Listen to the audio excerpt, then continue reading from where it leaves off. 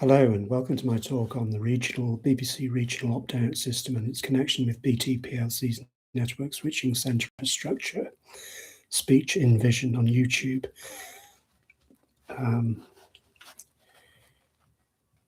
Friday the 10th of April 2026 at 20:15 hours. Hello and welcome.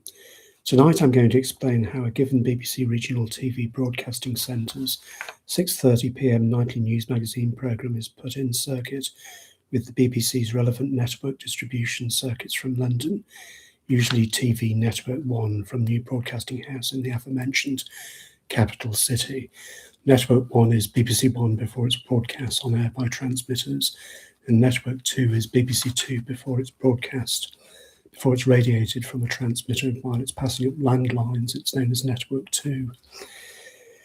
So shortly before 6 p.m. in the evening, during weekdays, one of the engineers manning the central technical area of a given regional television production centre will lift a telephone receiver connected to a voice-grade point-to-point telephone line linked to the given network switching centre, e.g. Dial House in Manchester for BBC North West, and will ask the relevant engineer at the network switching centre in question to divert the network distribution feed originating from London and going to the main transmitter of the region concerned, e.g. Winter Hill for North West England, in order for the relevant signal to be diverted through the central technical area, that's the CTA, of the regional broadcasting centre concerned, e.g. Key House in Salford for North West Tonight.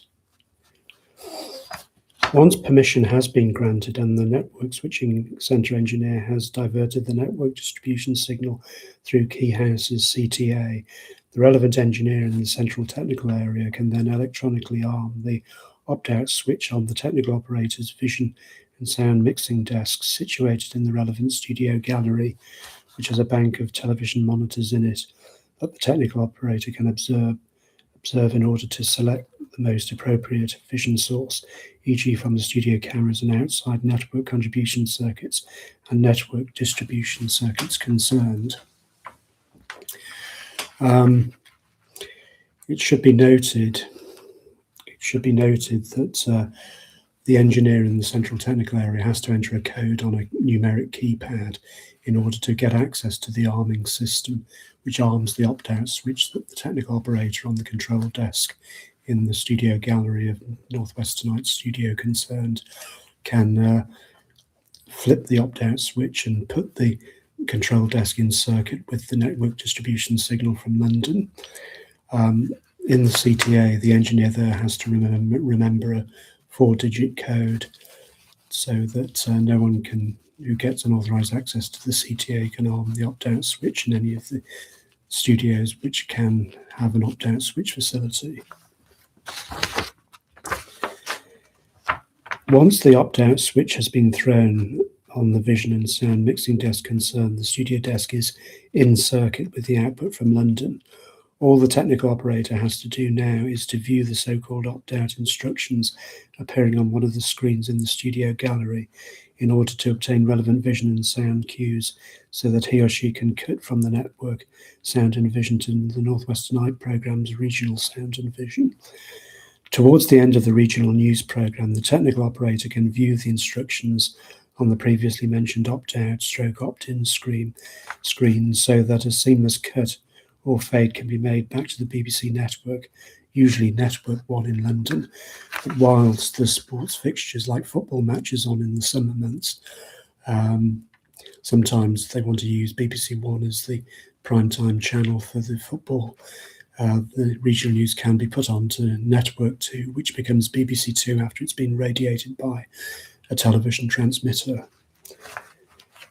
So as soon as the pictures from New Broadcasting House in London appear on one of the monitors in the central technical area, the relevant engineer in the CTA will contact the network switching centre again, but this time requesting for their central technical area to be taken out of circuit from the relevant network distribution circuit.